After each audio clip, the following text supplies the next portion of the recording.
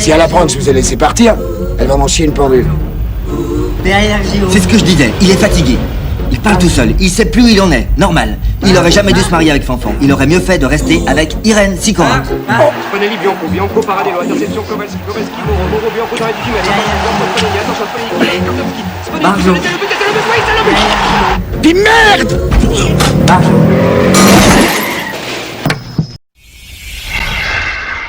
Hey, dickheads, like a weird solo dickhead making a fool of himself. I am here to bring you some Barjo. Barjo. Barjo. Yeah, that kind of shit. And I'm gonna do it. I mean, I'm here for it. I'm here for it. So where do we start? How does this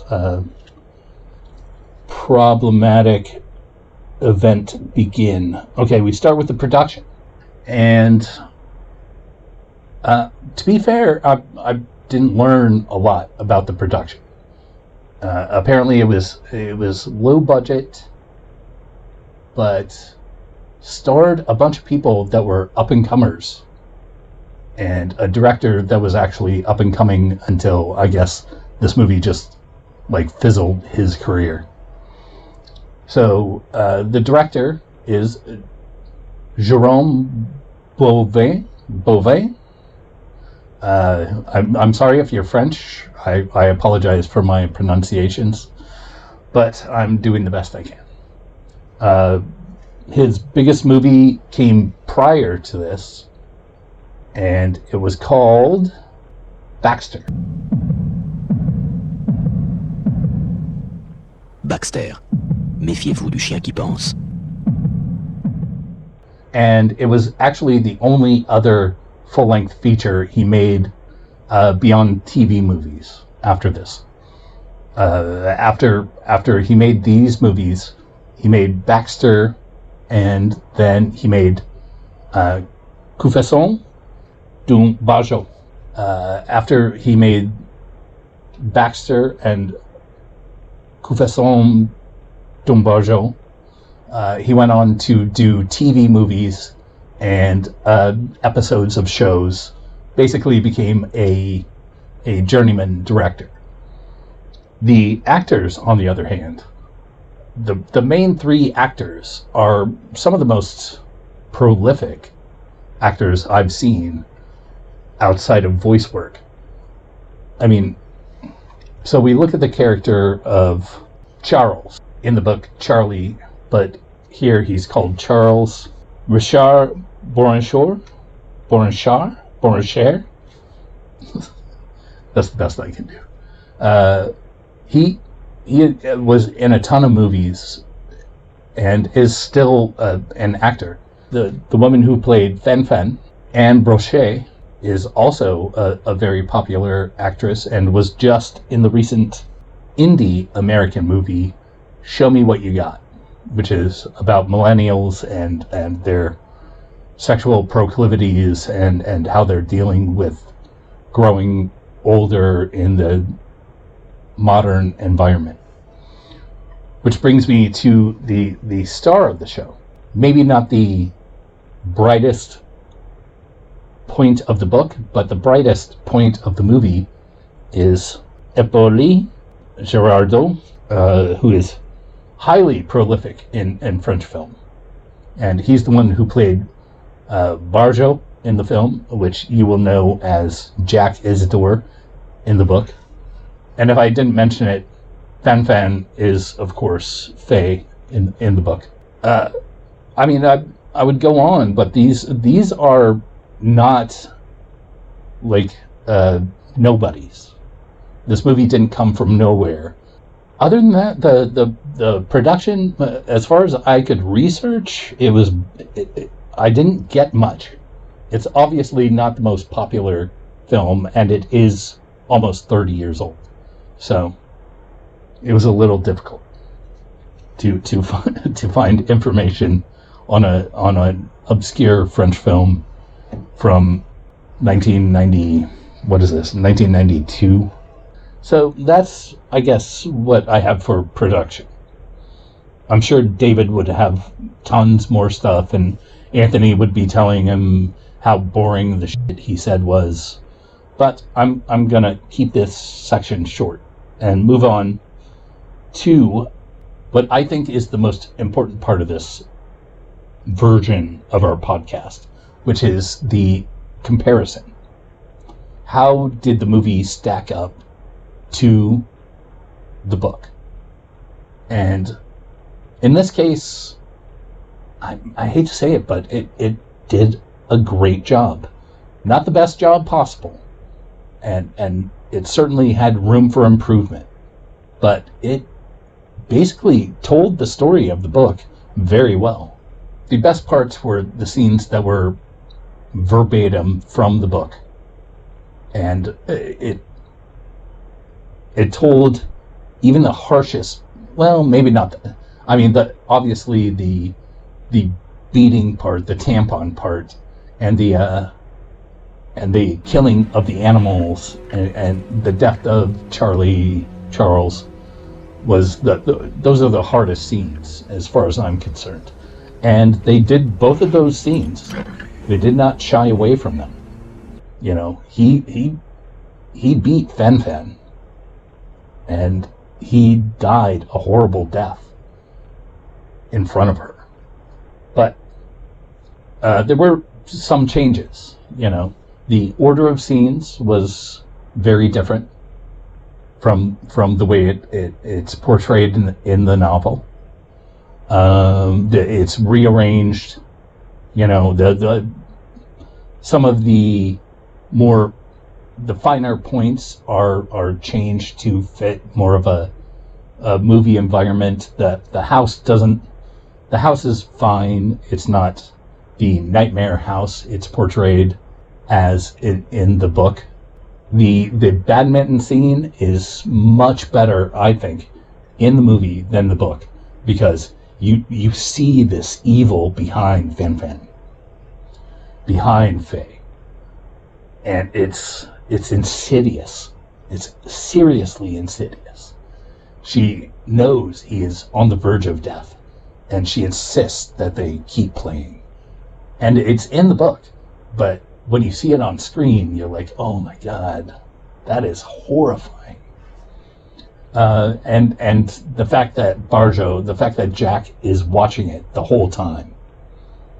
He's on his riding a lawnmower, and when I was watching it, I was afraid he was going to run over one of the animals, because he's not paying attention. He's watching them, and animals are constantly scurrying away from the lawnmower, which adds an extra layer of tension. At least it did to me, that he might run over one of these animals.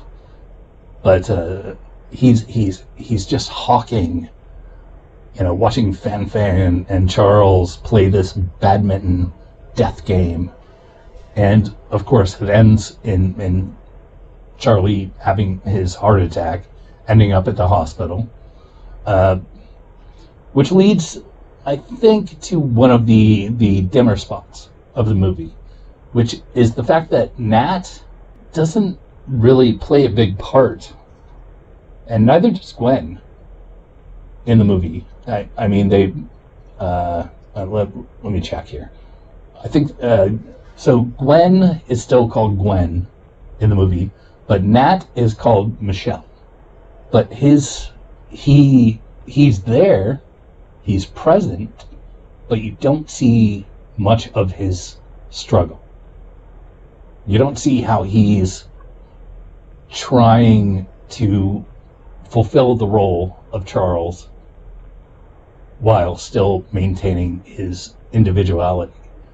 I mean, he basically just sort of rolls over, and it's a very different thing.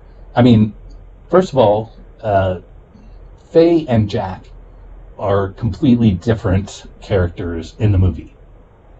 Even Charlie is different in the movie. They're much lighter. They're not as intense scary, bad people. They seem to be trying to do their best. You know, as much as Faye wants to be a socialite star of the story, and as much as Jack wants to be behind the scenes, and as much as Charlie wants to be the boss in charge, you know, they don't portray those roles as well in the movie, because Faye, and maybe this is a fault of writing versus storytelling in print, is that you can't portray the charisma and the power of someone as through the visual medium as you can through words.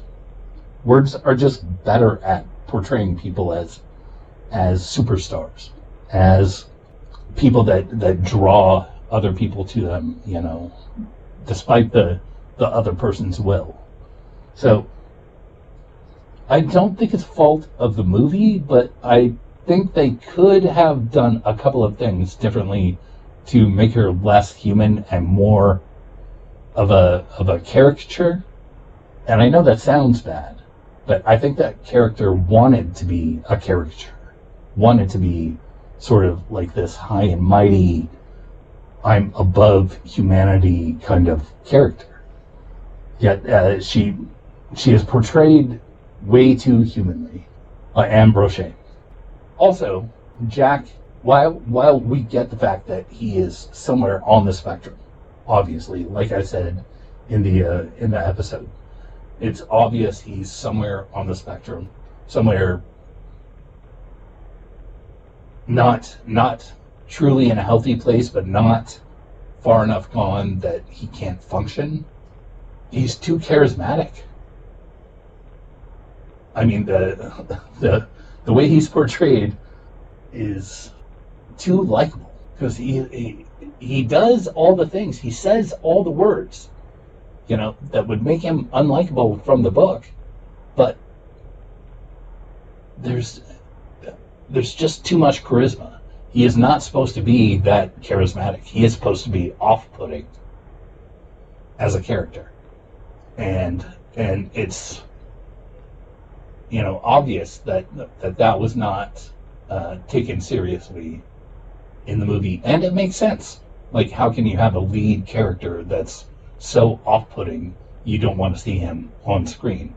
But that's exactly what PKD wanted, was characters that were off-putting.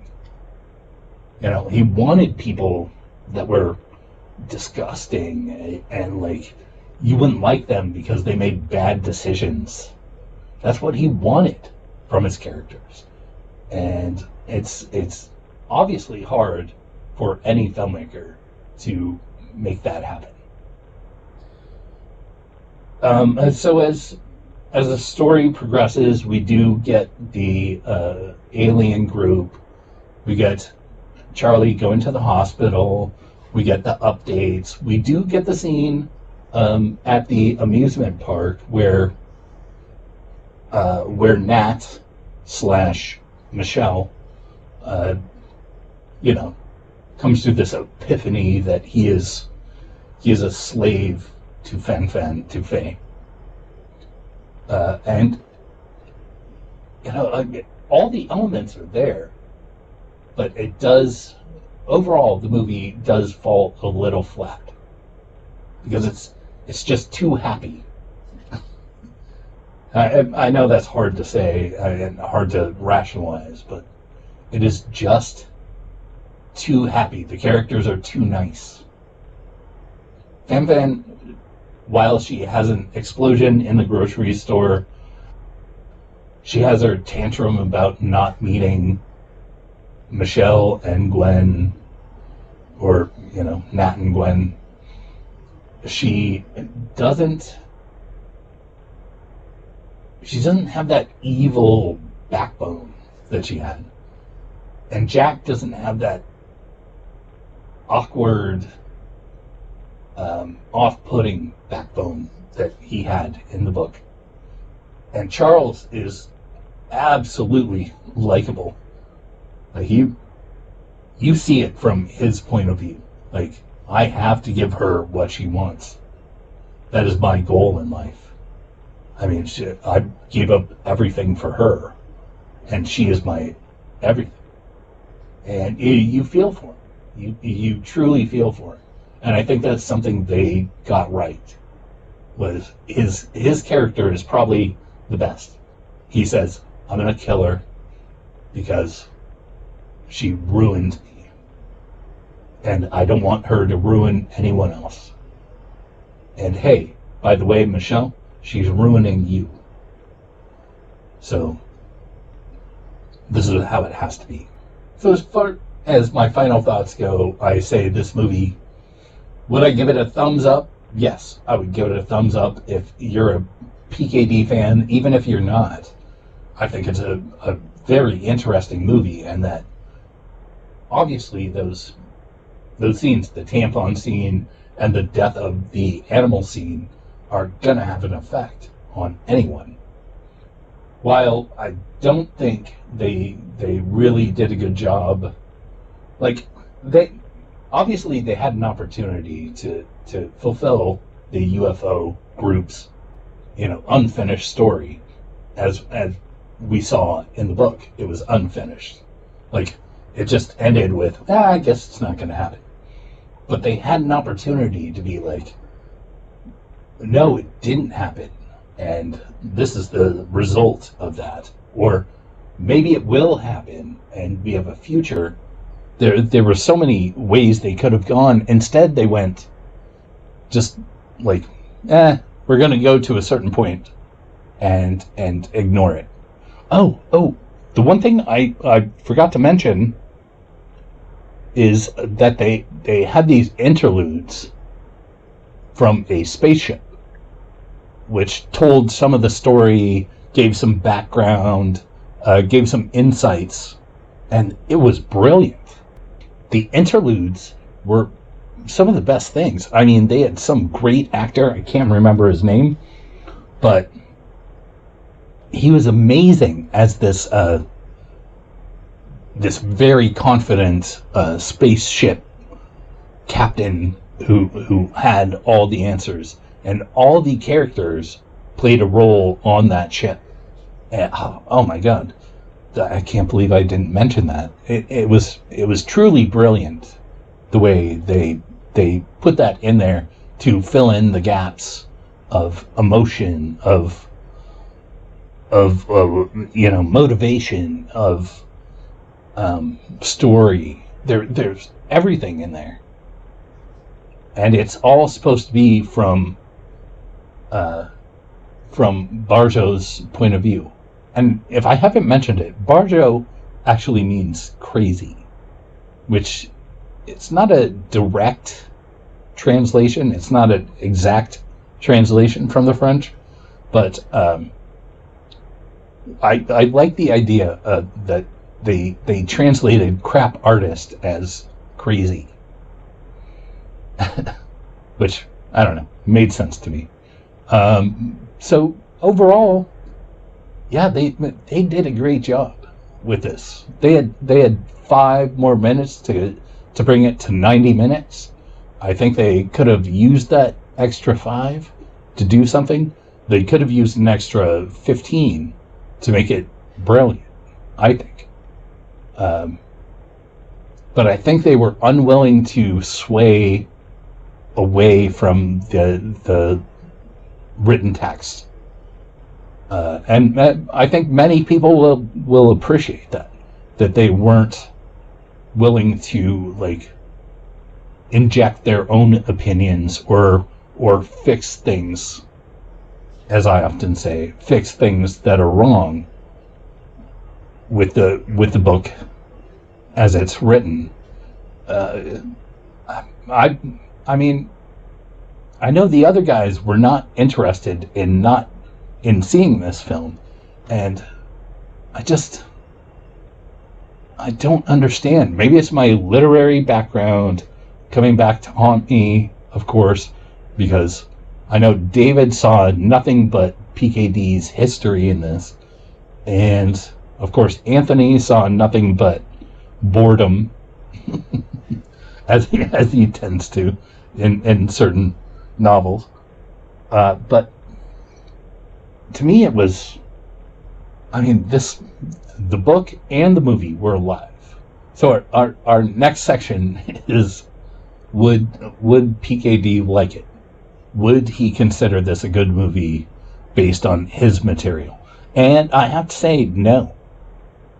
I don't think he would. It lacks the romance that he portrayed in the novel. It lacks the other side. I mean, we can see it as people, viewing a movie. We can inside our heads understand that, Fen is infatuated with Michelle and stuff like that. But it misses the parts with Jack and Gwen. It misses the parts with a bunch of the parts with Charles and Faye fighting. But you don't get the sense of passion, which is weird for a French film, right? You don't get the sense of passion that I think PKD felt when he was writing this, because this was all about fear and passion. It was all about his fears of failing in this relationship, and it manifested as this book where Anne was portrayed as the villain. That's how he manifested his fears. But in the movie, it doesn't come across as well. It's there, but it doesn't come across as well as it does in the movie or in the book. And I don't think Dick would appreciate that element not being at the forefront. And then the next item on our list here would I do it any different? And normally, would we do it any different? Of course. I would do it slightly different. I would have gone, it's an indie movie, but I would have gone full indie. I would have gone, deep into these relationships. I would have shown the hatred, the fear, the absolute imbecilic lack of knowledge of Jack. His lack of awareness is what makes Jack who he is. And Charlie's anger makes him who he is. And Fan's constant striving for something new, different, made her who she is. Faye's. And Nat / Michelle should have been, much more a part of the story. So, yeah, it could be done better. But, it's done pretty well. So, if I had to give it a rating, I would give it, 3.5 dead horses out of 5. So what do we have upcoming? Boy, howdy. This is a conversation unto itself, right? So I still have one of Anthony's videos to put out. I still have a couple of Hugo's videos to put out. Plus I have all kinds of videos to transfer to YouTube. I have episodes we've shot recently. I'm well behind. I will say that if you support the Patreon, it would help in that process. But I appreciate you. I appreciate our audience, and I'm thankful that you're out there. I'm thankful that you listen. I hope you enjoyed this episode. even if it was just me ranting about a movie that probably no one cares about and no one watched, and a book that not many people actually like. And stay paranoid. Keep it paranoid.